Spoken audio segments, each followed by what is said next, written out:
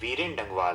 प्रमुख समकालीन कवि वीरेन डंगवाल का जन्म 5 अगस्त 1947 ईशून्य में कीर्तिनगर, टिहरी गढ़वाल, उत्तरांचल में हुआ। मुजफ्फरनगर, सहारनपुर, कानपुर, बरेली, नैनीताल में शुरुआती शिक्षा प्राप्त करने के बाद डंगवाल जी ने इलाहाबाद विश्वविद्यालय से M0A0 किया और यहीं से आधुनिक हिंदी कविता के मिथकों और प्रतीकों पर D0 लिट 0 की उपाधि पाई।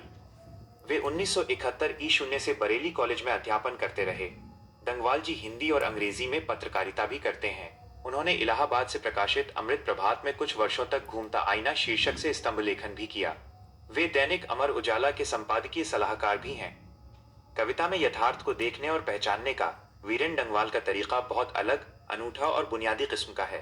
सन 1991 में प्रकाशित उनका पहला कविता संग्रह इसी दुनिया में आज भी उतना ही प्रासंगिक और महत्वपूर्ण लगता है।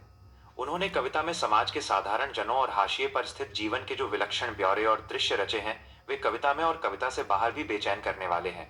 उन्होंने कविता के मार्फत ऐसी बहुत सी वस्तुओं और उपस्थितियों के विमर्श का संसार निर्मित किया है जो प्रायः ओझल और अनदेखी थीं। उनकी कविता में जनवादी परिवर्तन की मूल प्रतिज्ञा है और उसकी बुनावट में ठेठ देसी किस्म के खास और आम, तत्सम और तद्भव, क्लासिक और देशज अनुभवों की संश्लिष्टता है। वीरेन डंगवाल को दुष्चक्र में सृष्टा काव्य संग्रह पर साहित्य अकादमी पुरस्कार प्राप्त हो चुका है। उन्हें इसी दुनिया में पर रघुवीर सहाय स्मृति पुरस्कार मिला। उन्हें श्रीकांत वर्मा स्मृति पुरस्कार और कविता के लिए शमशेर सम्मान भी प्राप्त हो चुका है। डंगवाल जी ने विपुल परिमाण में अनुवाद कार्य भी किए हैं।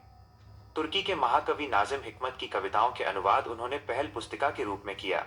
उन्होंने विश्व कविता से Pablo Neruda, Bertolt Brecht, Vasko Popa, Miroslav Holub, Tadeusz Rozewicz आदि की कविताओं के अलावा कुछ आदिवासी लोक कविताओं के भी अनुवाद किए। समसामयिक कवि वीरेन डंगवाल की कविताओं के संकलन दुष्चक्र में सृष्टा से उनकी कविता हमारी नींद यहाँ प्रस्तुत है। सुविधा भोगी आराम पसंद जीवन अथवा हमारी बेपरवाहियों के बाहर विपरीत परिस्थितियों से लगातार लड़ते हुए बढ़ते जाने वाले जीवन का चित्रण करती है यह कविता। पहला अंश, प्रकृति की निरंतरता। मेरी नींद के दौरान पौन कुछ इंच बढ़ गए पेड़ व कुछ सूत पौधे, अंकुर ने अपने नाम मात्र कोमल सींगों से वह धकेलना शुरू की व बीज की फूली हुई वह छत भीतर से।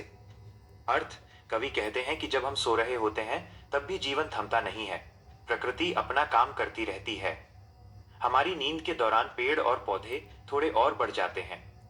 एक छोटा सा अंकुर अपनी कोमल शक्ति से बीज की सख्त परत छत को अंदर से धकेल कर बाहर निकलने की कोशिश करता है। यह संघर्ष और विकास का प्रतीक है।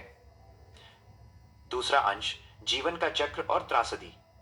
एक मक्खी का जीवन क्रम पूरा हुआ, पाए कई शिशु पैदा हुए और उनमें से पाए कई तो मारे भी गए बाय दंगे, आगजनी और बमबारी में।